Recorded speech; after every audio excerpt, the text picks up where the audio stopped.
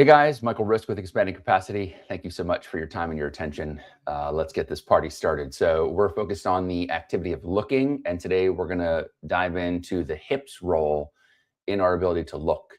All right, so let's start with a few deep breaths. We'll just to get settled and grounded, we'll do a couple litmus tests. We'll hop into our sequence for the hips, and then we'll come back and check to see if it worked. All right, let's get to it. So deep breath in through the nose.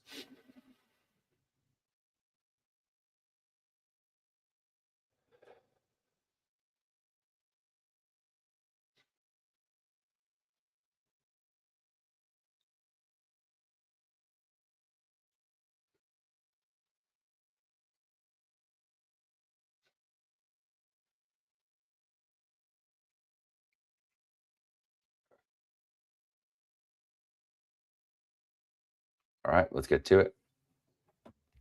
So the first thing we'll do is we'll start with our posture scan.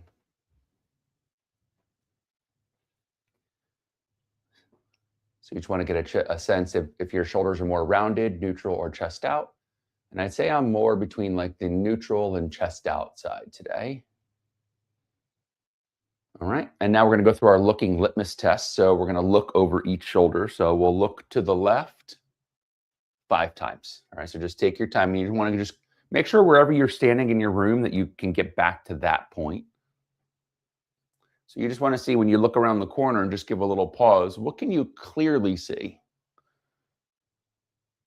All right, and so I have a studio light here that I can clearly see. And then probably the studio light in the other direction here.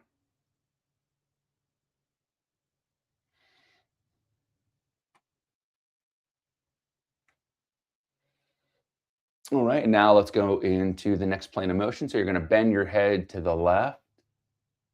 And you want to just get a sense from the center to the left, how far can you naturally collapse without having to force it?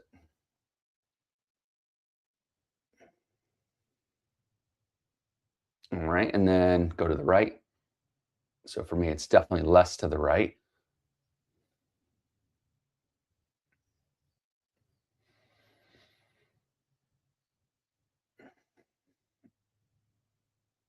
Okay, and now we're going to go tucking the chin. All right, so this is tucking the chin, rounding the back.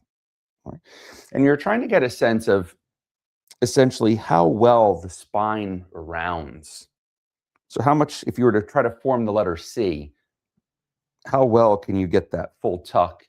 Almost feel like you're like collapsing it to the shape of a ball. All right, and then we'll go into the other direction, extension. So and then when you lift your chin, where's that first point of resistance?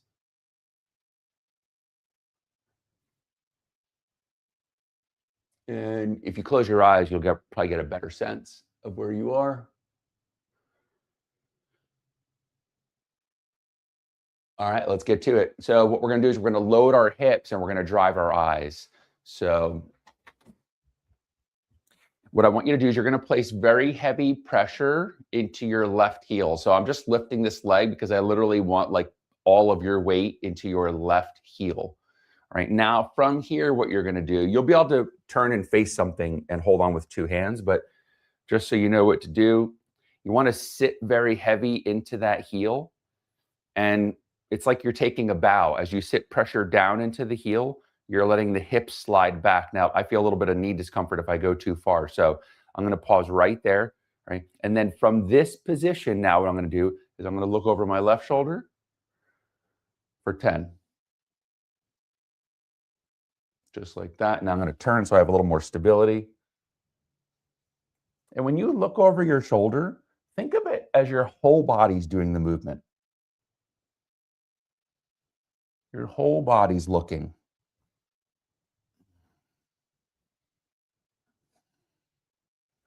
We'll go a couple more here. One more hold. All right, now we're just going to pulse.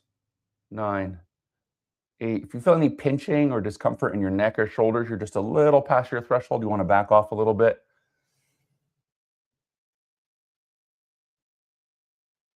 9 and 10. All right. And now give that a quick little break. We're going to drop right into the other side. Okay, so back to the same position. All that weight into the left heel. Let the left hip slide back, or the hips slide back. Your right hip's attached to your left hip. All right, and so over the right side, it's going to feel easier to look this way, most likely, because you're moving away from the foot, which is the anchor. You have more space to turn to the right than you do to the left. Let's go a couple more here. I'm definitely feeling my butt's on fire. Okay, hold that, baby, and pulse. 8, 7, 6, 5, 4, 3, 2, 1. Woo! Okay, maybe we should have alternated. Outside, outside, inside it. Whoa, I am definitely feeling that. Okay, I actually already feel taller, which is kind of refreshing. So let's go now. Wait, remember, let's practice getting that pressure down into the right heel. It's like you're trying to drive a hole through the ground, right? So you're intentionally applying force straight down. That's how we ground and stabilize our joints so that mobility can return, right? From here, what you're going to do is as you ground through the heel, you're going to let the hips slide back until it feels like your body's putting the brakes on a bit. Okay, like it's just hesitating to go further. Right, so once you've got that position, you can then hold with 2 hands. Now you're going to go from the center to the left. Let's go center to the right. Center to the right. Look over the right.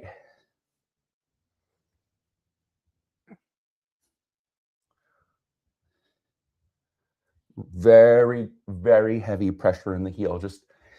I know once you start looking, it's easy to forget about the heel, but if you can keep the pressure in the heel, you'll get 100 times more out of this. Let's call that 9.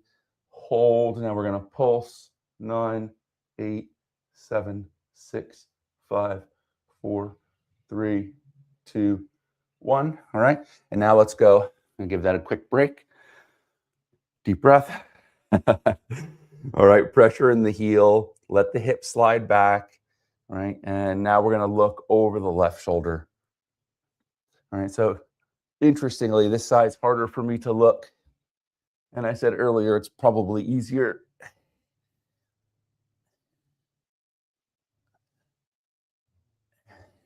What's really interesting is actually this is the side that's easier for me to look to in general. So it tells me something on my right leg is contributing to this limitation. And I sprained my right ankle 3 times. So that's the likely suspect. Okay, hold that. Let's pulse, whole body looking.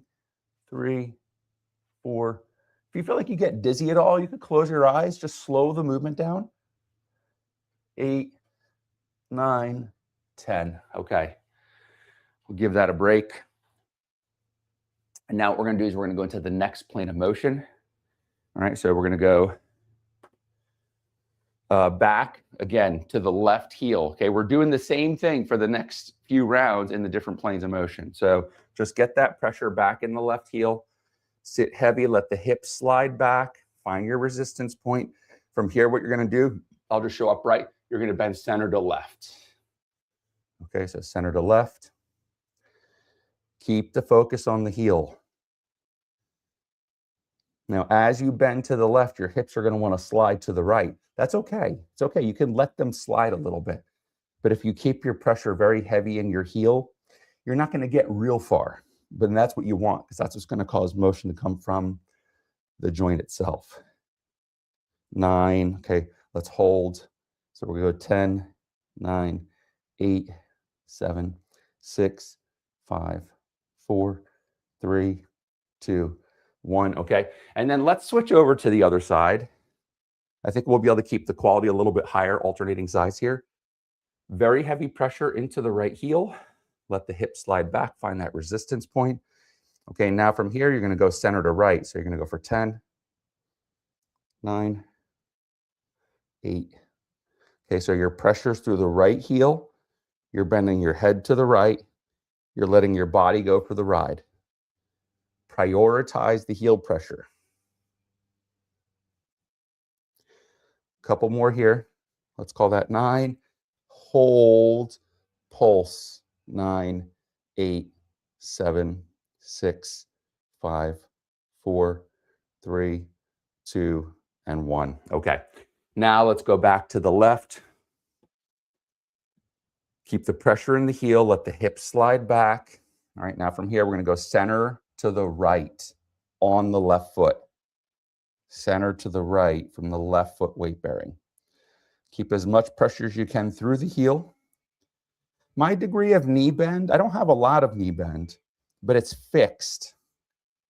So I want to prioritize the pitching forward at the hip and the pressure in the heel to get the right reaction to occur. 9, let's hold. Ready? We're going to go for 10, 9, 8. So you're pulsing to the right.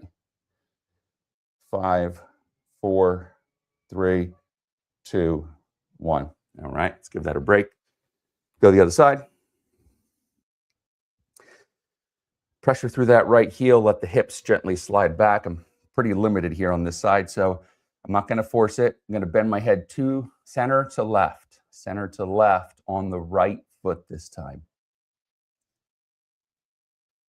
So just you get a sense, if you're able to see, is I'm not able to pitch forward as well on the other side. So I just meet myself where I'm at, because I've been doing this work for long enough to know you don't have to force it and you can still get the right result. And I'm lowering naturally because I'm respecting my threshold. Okay, and I'm going to hold and I'm going to pulse. 9, 8, 7, 6, 5, 4, 3, 2, 1. Okay. All right, so now let's go into our last plane of motion. So we're going to go heavy pressure on that left heel, just like so. And we're going to tuck the chin. So we're going to tuck. Now, when you tuck, you're rounding your back. You're conforming to the letter C, trying to curl into that ball. All right, so just keep the hip back. The hips stay fixed. It's more the spine that's moving. So the chin lifts a little and then it tucks. So we'll call that 9. Hold. Okay, so ready? We'll go 2, 3, 4, 5, 6, 7, 8, 9, 10. Just want to make sure I'm giving you a good angle on this. Otherwise, I would prefer to have both hands fixed. A lot of right heel pressure. Let the hips slide back to where they're naturally going to go. Mine's right there. And now I'm going to tuck the chin around my back. Tuck. Again, everything from the hips down are fixed. So I'm looking from kind of neutral to down. Tuck the chin round the back. That creates what's called spinal flexion. And that stimulates all the core muscles on the back side of your body. All right, so let's go for pulse. 9, 8, 7, 6, 5, 4, 3, 2, 1. All right, last one here is we're going to go extension. So we're going to go back to that left heel pressure. Sit down through the heel, let the hips slide back to where they want to go naturally. Mine's right there, all right? And now from here, what I'm going to do is I'm going to stay fixed through my lower half, but then I'm going to look up. I'll lift my chin up and away from my navel. 9, 8, 7, 6, 5, 4. You should feel your glutes on the left side working quite a bit. 3, 2, one more here, pull, and we're going to pulse, hold. 10, 9, 8, 7, 6, 5, 3, 2, 1. Woo! Definitely feeling that. So what I was saying is that you're going to feel the glutes because they're stabilizing. All right, so heavy pressure through that right heel. Let the hips slide back to where they go naturally. All right, and then from here, I'm just going to look down and I'm going to lift the chin up and away from my navel. 9, 8, 5 to go.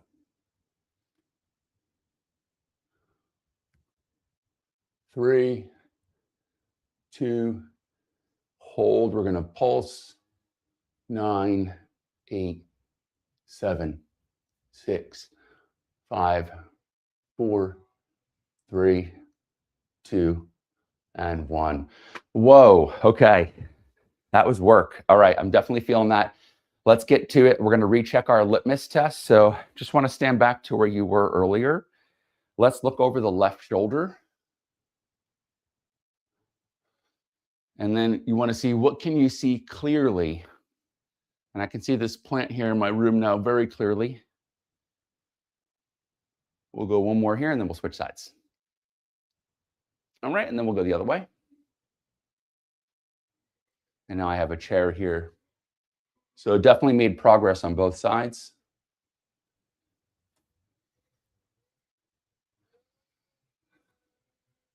Okay, and then we're going to go side bending from the center to the left. Okay, I'm definitely collapsing much further than I was before. This feels a bit more like a whole body movement.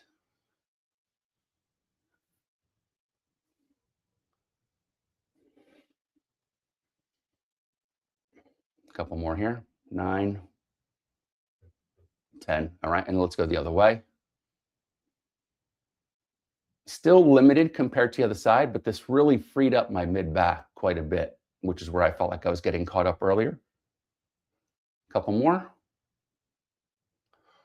Okay, and now we're going to see how much can we collapse or round our back when we do the chin tuck. And I definitely understand, like, some of these litmus tests can be a little harder to track if you're not very body aware. All right, but I feel much more integration. I feel like my whole spine is actually participating in this, whereas I felt like I was fighting against myself earlier. The last one here now is we want to lift the chin, and I'm getting much further than I did at the start. A couple more here.